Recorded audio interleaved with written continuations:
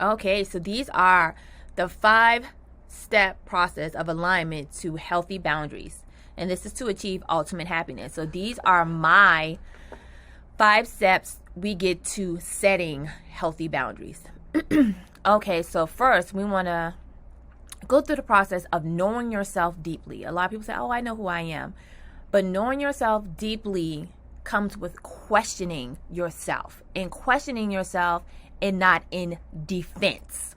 So owning who you are with love and acceptance of what made you this way.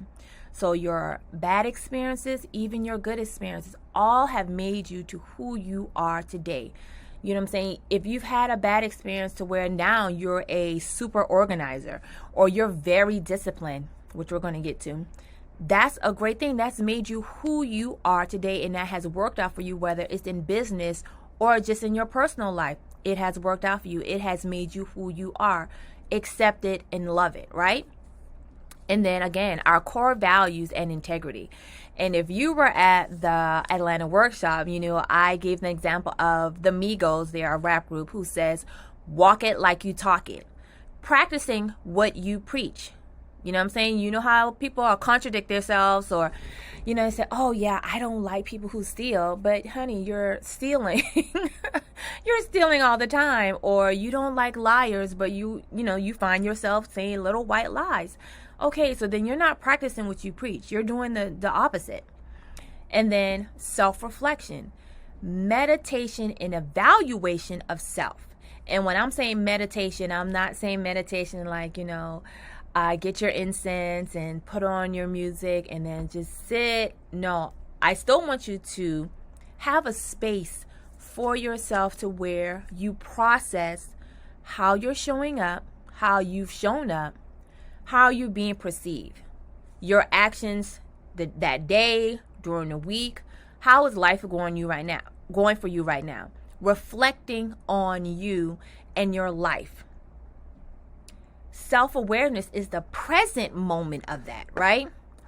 You can see it in real time. So present in the moment of your actions, feelings, and thoughts. So as I'm talking to you now, I'm present in how I'm feeling, my thoughts, and my actions. Where some people can move around and not even realize that, how they're feeling, they're not present of that. They just know that they're reacting. It's just reacting. Why are you reacting this way? And that's why you have to do your self-reflection before you can build up the muscle for self-awareness. Because when we reflect on, okay, last week I snapped on my mother. I did not mean to do that, but I know I was already upset with a conversation I had with my boss.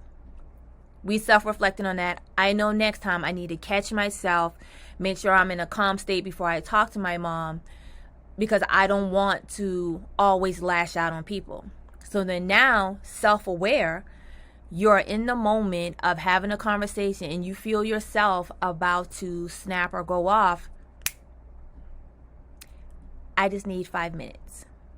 That's that moment of, aha, okay, this is what I was feeling last time, and this is how you make change behaviors. You have to be self-aware to make changes. For you to be self-aware, you have to self-reflect. And then it's to be disciplined. So for you to make those changes in what we are aware of, you have to be disciplined in that. So pushing through when the motivation is gone. Motivation is fleeting, like our feelings, okay? Being intentional about your goals.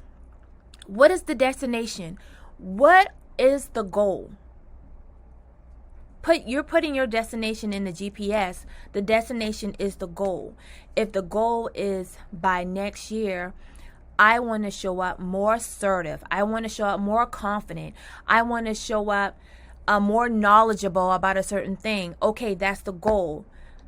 Your self-awareness is saying, how are we right now in this moment with being assertive, with your knowledge, and self-reflecting before we can get to the self-awareness of that is to know that I'm not very knowledgeable right now, but I would like to be. I want to be more assertive, because normally when I have something to say and I'm really passionate or confident about it, I back down for fear of blank. So that's why all of these steps work together. You cannot go to the next step, or you can't skip, because these are building blocks to building the strength and the confidence to do the biggest part is the self-discipline before we can even get to boundaries, because you have to show consistency, and the push through is what's going to get you to setting the healthy, firm boundaries. If you don't have the self-control and the discipline to say no, or to say this is what I want, you're not going to be able to do it. You're not going to be able to do it. And I gave an example at the Atlanta workshop, and I stated, if someone who you work closely with comes up to you and say, hey, and there's this position about to come out, and I really feel that you would be great for the position. If you're on the path of alignment that I have here, and you know that your goal is in 2 years, I want to stay in the position that Anne wants to stay in the position that she is, right? And she knows after the 2 years she's going to leave, and then she's going to pivot to a whole nother career. But the knowledge that she needs in the position that she is in right now is going to help her pivot, so she can't leave. That's not part of the goal. And if she's in alignment, she's going to say, you know what? Thank you for even considering me. I really do appreciate it that you would think I would be the best person for the job, but I'm going to have to decline. It's just not on my career path.